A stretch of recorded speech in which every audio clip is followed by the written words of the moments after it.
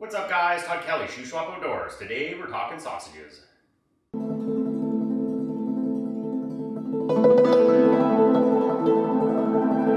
So making sausages at home is really easy to do. The only specialty tool that you need is a meat grinder. You're able to grind your meat and fill sausage casings with it. If you're going to be doing this a lot, it's worthwhile getting a meat tub for mixing up your sausage mix and a standalone sausage stuffer. It's really going to speed up the process and make it more enjoyable. So today I'm going to be making 20 pounds of mild Italian sausages. I'll throw up the seasoning list here for you guys. I'm going to be cutting the venison with pork.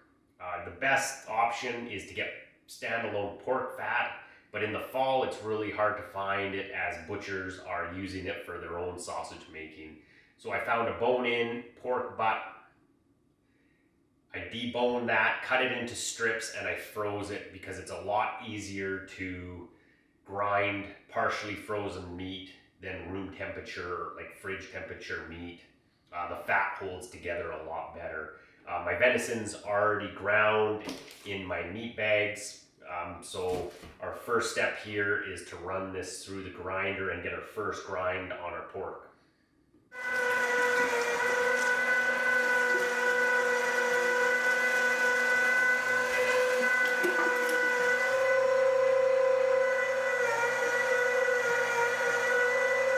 So we've got the first grind on the pork done. Slide that aside, and we'll start taking the meat, the venison, out of the little bags here, and then we'll mix the two.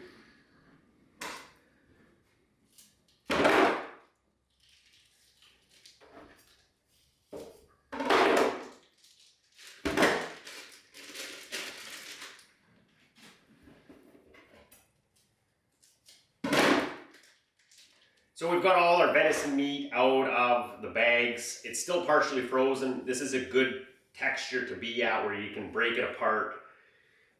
It'll grind really well for its second grind. We'll go ahead and add our pork that we just ground into it. We're doing a 70-30 mixture of pork to our venison, just because it's pork butt and there is a fair bit of meat on the pork butt.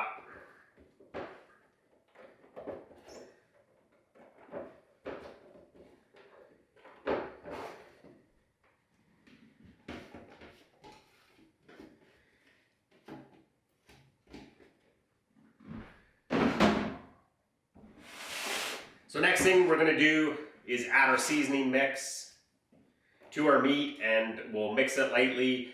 I like adding some water to our seasoning mix before we dump it in. It helps rehydrate some of the spices. It will also allow the meat to go through the meat grinder for its second grind a lot better. So I added about 3 cups of cold water. Some instructions will tell you to add ice cubes. Because a lot of this pork and the venison is still partially frozen, I don't need to add any ice cubes to help keep it cold. So we're going to add our seasoning mix and water.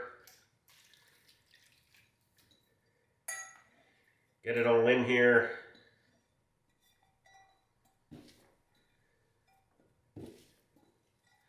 And we'll just give it a light hand mixing.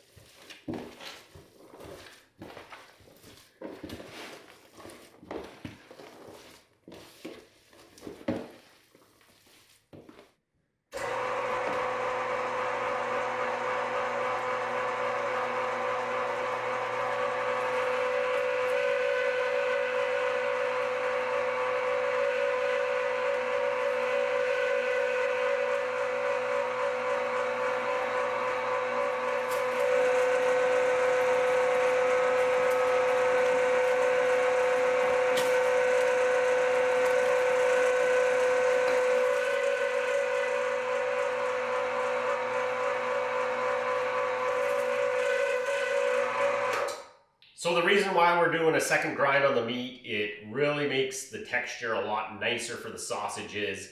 It really mixes up the pork with your venison and gets the seasonings throughout all the meat a lot more evenly than just hand mixing alone.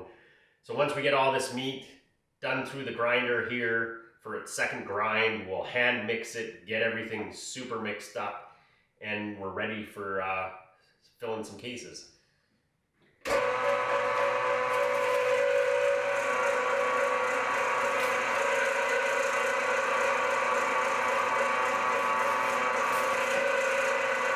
Now we got our second grind done here on our meat and seasoning.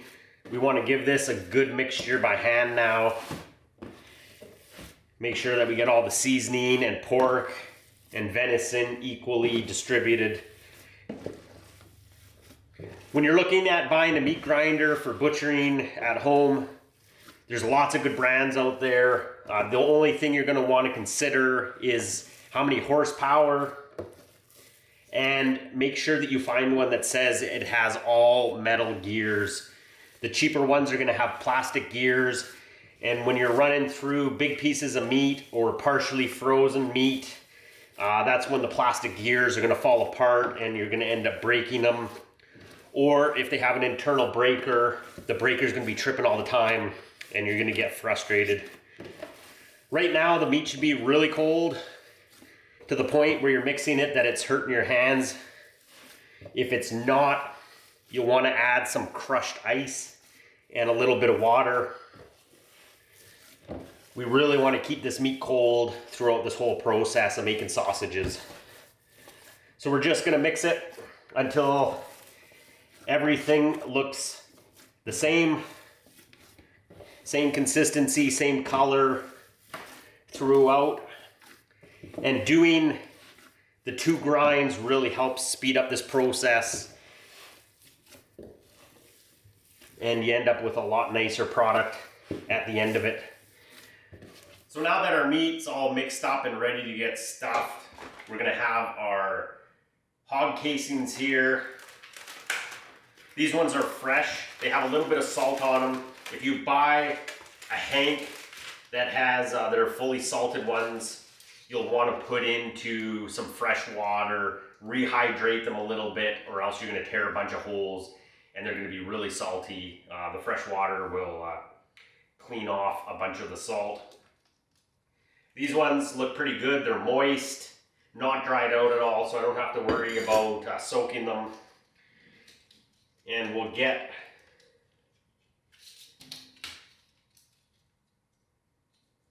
them on our horn here.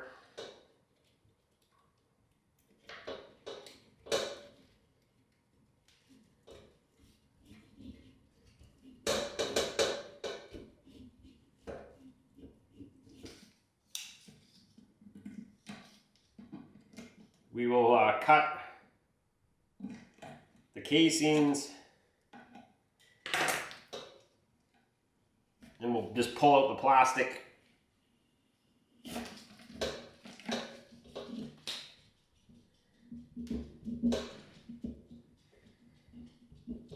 And we'll get that back on and we're ready to go. We can fill up our sausage stuffer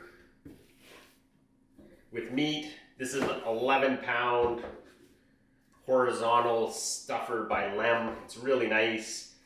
Once again, this thing has all metal gears on it, so it's really tough.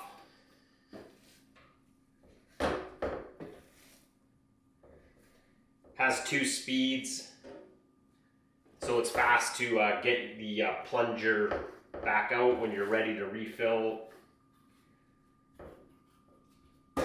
Fill that up.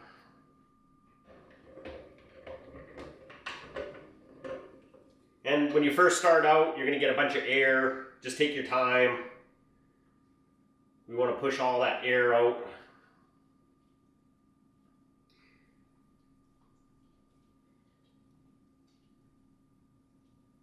And we can start filling our casings here.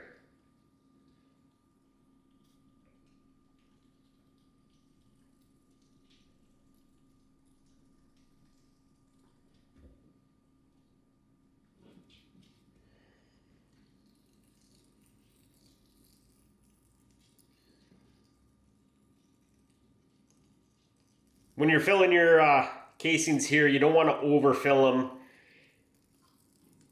because when you twist them to make links, you're going to put extra pressure on them, and if they're overstuffed, you're going to get a lot of breakage on them. So you want to fill them, but not super tight. Time to reload the horn with some more casings here. I've had a few people ask me what equipment's worth getting, and one subject that's come up is those big meat mixers that you can mix meat with, either manually or hook up to your grinder and use your grinder to mix the meat up. Personally, I don't think they're worth the money unless you're doing batches of maybe 75 to 100 pounds or more at a time. Mixing it by hand, using the grinder on your second grind with the seasonings in it, and the meat running through the sausage stuffer here mixes the meat well enough that you don't need to bother with one of those big meat mixers. In my opinion, I think this is good enough. Well, there you go. That's what 20 pounds of sausages looks like. It goes really quick, especially when you're using a sausage stuffer. Our next task here is to put them into links. Another bonus of doing your own sausages is you can decide how long you want them. And all you need to do is pinch them, twist one towards yourself, go to the next one, pinch, roll it away from yourself, go to the next one, pinch, towards yourself, next one, pinch, away from yourself, and just continue along. And this is why we don't want to overstuff them, is they will explode if you overstuff them. So when you're making links, once you got them twisted, you can cut them wherever. That's not a big problem.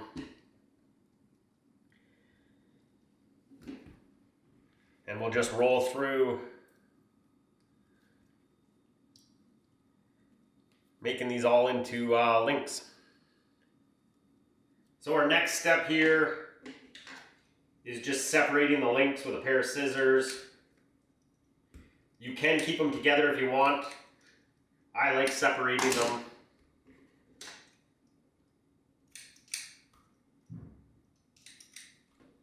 So the last step in the process of making sausages is packaging them up. You have two options of doing that. The first one is vacuum bags, and the second one is saran wrap with butcher paper. And as you can guess, I like using saran wrap and butcher paper. There's two reasons why I don't like vacuum bags for meat like this, either whole muscle or sausages, patties, whatever. And the first reason is the bags are really expensive, and when you're doing a lot of your own meat, that price gets up there fairly quickly. The second reason I don't like vacuum bags, and the main reason why, is when the meat's frozen and it's hard, you're going through your freezer, picking something out, you're moving packages around, and the two hard packages that are frozen bump together, you can put a microscopic hole into that bag and not know it. And 2 months down the road, you go in your freezer, pull a package out, the seal's been broken on it from that tiny little hole, and the meat now inside is freezer burnt. And that's happened to me a lot of times. So that's why I don't like doing that. With saran wrap and butcher paper, I've been doing this for a long time. Every once in a while, you go through your freezer, you clean it out, you get to the bottom, and I'll find packages of meat that are from 5-6 years ago, whether it be sausages, burger, or whole muscle meat. I thawed out and it's perfect, not freezer burnt. You'd never know it's been in the freezer for 5 or 6 years, and that's why I really like doing this. When you're packaging them up, I like doing a big sheet of saran wrap so the meat gets 2 or 3 plus layers of saran wrap over top of them, and then finished off with butcher paper. So our next option here is to decide how many sausages you want in each package, and we'll package these up and I'll show you how I like doing it. So we'll get our saran wrap here. I like getting a big long chunk of it so I can wrap the sausages a bunch of times. I usually do 4 sausages per pack. And we want to push them down, get as much air out as possible. We'll fold it over, bring in our sides, and finish it off. And when they're packaged like this, now there's 2 to 3 layers of the saran wrap over top of our sausages, so they're never going to freeze or burn on us.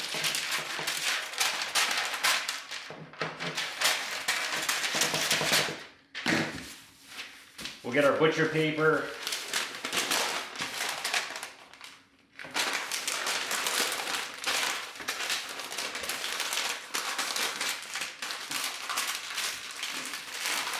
Fold that over. So one thing I've invested in, because I do a lot of butchering at home and sausage making, is a set of stamps to mark my meat. First one is a date stamp with today's date. And we have Italian sausages. I also have some species stamps, whitetail, mule deer, moose, that type of stuff. But because this is a mixture of whitetail, mule deer, elk, moose, caribou with the pork, I'm gonna leave the species off of here and just leave them as Italian sausages. So I'll just finish off wrapping up the rest of the meat here, and that's the end. Well, there you go. That's how you make sausages at home. Fairly easy to do. It's really nice to be able to make your own products. You know what you're getting in them. Just a little bit of time. I think it's taken me about 2 hours to do this 20 pounds, but that's messing around with the camera, redoing shots. So I bet you about an hour at the most to get 20 pounds done here and packaged up. So anyways, thanks for watching the video. If you have any questions or comments, leave those on down below. Hit the thumbs up, that really helps the channel, and please subscribe. Thanks for watching.